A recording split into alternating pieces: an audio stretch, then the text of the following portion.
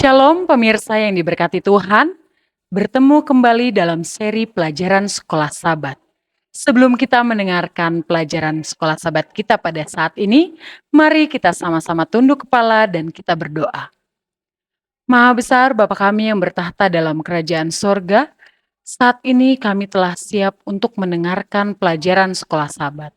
Urapi kami dengan Roh Kudus-Mu Bapa, agar hati dan pikiran kami boleh mengerti akan firman Tuhan dan kami boleh aplikasikan di dalam kehidupan kami masing-masing, sehingga iman kerohanian kami boleh terus bertumbuh di dalam Tuhan. Inilah doa dan harapan kami yang kami persembahkan di dalam nama anak-Mu yang tunggal, Yesus Kristus, yang adalah Tuhan dan Juru Selamat kami. Amin. Pelajaran Sekolah Sabat hari Selasa tanggal 14 Mei 2024 berjudul William Miller dan Kitab Suci. Sama seperti Allah menggunakan para pembaru Protestan untuk menemukan kembali kebenaran. Tentang kebenaran oleh iman di dalam Kristus saja, dia menggunakan William Miller untuk menemukan kembali kebenaran tentang cara kedatangan Kristus yang kedua kali. Ketika Miller mempelajari kitab suci, ia menemukan Kristus yang mengasihinya lebih dari yang dapat ia bayangkan.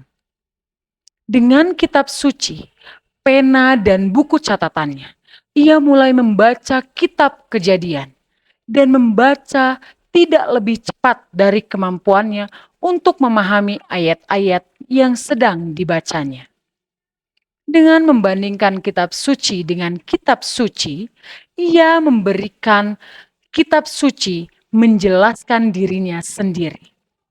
Bacalah Yesaya 28 ayat 9 dan 10, Amsal 8 ayat 8 dan 9, Yohanes 16 ayat 13, dan 2 Petrus 1 ayat 19 sampai 21.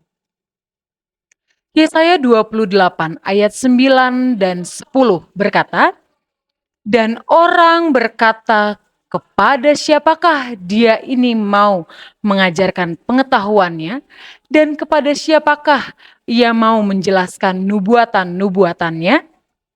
Seolah-olah kepada anaknya yang baru disapih dan yang baru cerai susu.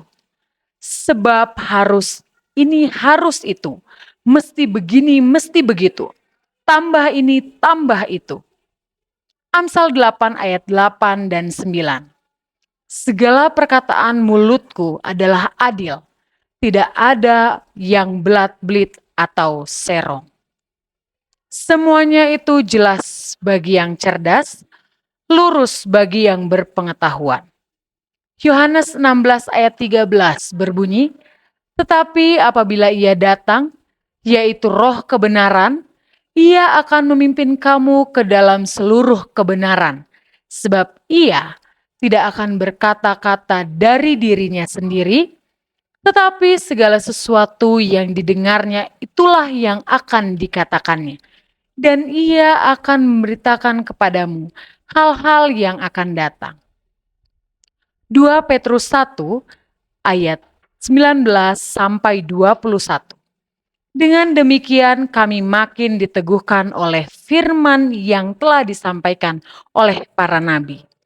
Alangkah baiknya kalau kamu memperhatikannya sama seperti memperhatikan pelita yang bercahaya di tempat yang gelap sampai fajar menyingsing dan bintang timur terbit bersinar di dalam hatimu. Yang terutama harus kamu ketahui ialah bahwa nubuat-nubuat dalam kitab suci tidak boleh ditafsirkan menurut kehendak sendiri. Sebab tidak pernah nubuat dihasilkan oleh kehendak manusia, tetapi oleh dorongan Roh Kudus, orang-orang berbicara atas nama Allah. Prinsip-prinsip penafsiran kitab suci, apakah yang akan Anda temukan dalam ayat-ayat ini? Ketika William Miller membandingkan kitab suci dengan kitab suci, misteri-misteri kitab suci dibukakan kepadanya. Ia mencari seperti orang yang mencari harta karun dan mendapatnya berlimpah-limpah. Roh Kudus membuka firman Allah bagi pemahamannya. Ia mempelajari nubuatan dengan ketekunan yang sama dalam mempelajari kitab suci. Seperti halnya dengan bagian-bagian kitab suci lainnya yang ia pelajari. Bacalah Daniel 1 ayat 17, Daniel 2 ayat 45, 1 Petrus 1 ayat 10 dan 11, dan Wahyu 1 ayat 1 sampai 3.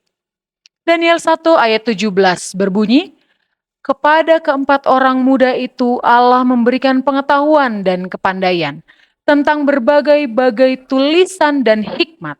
Sedang Daniel juga mempunyai pengertian tentang berbagai-bagai penglihatan dan mimpi. Daniel 2 ayat 45. Tepat seperti yang Tuanku lihat, bahwa tanpa perbuatan tangan manusia, sebuah batu terungkit lepas dari gunung dan meremukan besi, tembaga, tanah liat, perak, dan emas itu. Allah yang maha besar telah memberitahukan kepada Tuanku Raja apa yang akan terjadi di kemudian hari. Mimpi itu adalah benar dan maknanya dapat dipercayai. 1 Petrus 1 ayat 10 dan 11 berkata, keselamatan itulah yang diselidiki dan diteliti oleh nabi-nabi yang telah bernubuat tentang kasih karunia yang diuntukkan bagimu. Dan mereka meneliti saat yang mana dan yang bagaimana yang dimaksudkan oleh Roh Kristus yang ada di dalam mereka, yaitu roh yang sebelumnya memberi kesaksian tentang segala penderitaan yang akan menimpa Kristus dan tentang segala kemuliaan yang menyusul sesudah itu. Di dalam Wahyu 1 ayat 1 sampai 3 berkata, inilah wahyu Yesus Kristus yang dikaruniakan Allah kepadanya, supaya ditunjukkannya kepada hamba-hambanya apa yang harus segera terjadi. Dan oleh malaikatnya yang diutusnya, ia telah menyatakannya kepada hambanya Yohanes. Yohanes telah bersaksi tentang firman Allah dan tentang kesaksian yang diberikan oleh Yesus Kristus, yaitu segala sesuatu yang telah dilihatnya. Berbahagialah ia yang membacakan dan mereka yang mendengarkan kata-kata nubuat ini, dan yang menuruti apa yang ada tertulis di dalamnya, sebab waktunya sudah dekat.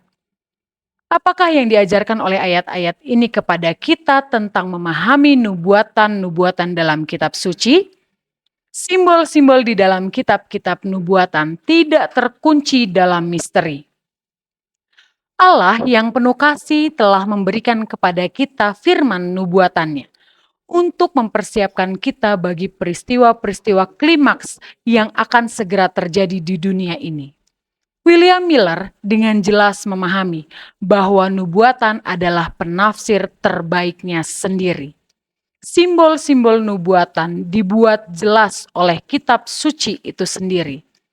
Binatang melambangkan raja-raja atau kerajaan yang tertulis dalam Daniel 7 ayat 17 sampai 23. Angin melambangkan kehancuran, Yeremia 49 ayat 36. Air melambangkan orang-orang atau bangsa-bangsa, Wahyu 17 ayat 15. Seorang perempuan melambangkan gereja yang tertulis dalam Yeremia 6 ayat 2 dan Efesus 5 ayat 22 sampai 32. Nubuatan-nubuatan waktu dalam Daniel dan Wahyu juga diberikan dalam bahasa simbolis. Dengan satu hari nubuatan mewakili 1 tahun secara harafiah yang tertulis dalam Bilangan 14 ayat 34 dan Yehezkiel 4 ayat 6. Ketika William Miller menerapkan prinsip-prinsip penafsiran kitab suci ini, ia terkejut dengan apa yang ia temukan mengenai apa yang ia yakini sebagai waktu dari kedatangan Kristus kembali. Mengapa pemahaman yang benar tentang simbolisme nubuatan begitu penting bagi iman kita? Demikianlah pelajaran sekolah sahabat kita pada saat ini. Marilah kita sama-sama tunduk kepala dan kita berdoa. Maha besar Bapa kami yang bertahta dalam kerajaan sorga, pada saat ini kami sudah mendengarkan pelajaran sekolah Sabat tentang nubuatan Daniel dan Wahyu akan kedatangan Tuhan yang kedua kali. Mampukan kami untuk mengerti ya Bapa, agar kami boleh tetap menjaga iman percaya kami untuk tetap setia sampai kedatangan-Mu yang kedua kali. Terpujilah Engkau dari sekarang sampai selama-lamanya. Terimalah kami sebagaimana kami ada. Di dalam nama Tuhan Yesus kami telah berdoa dan mengucap syukur. Amin.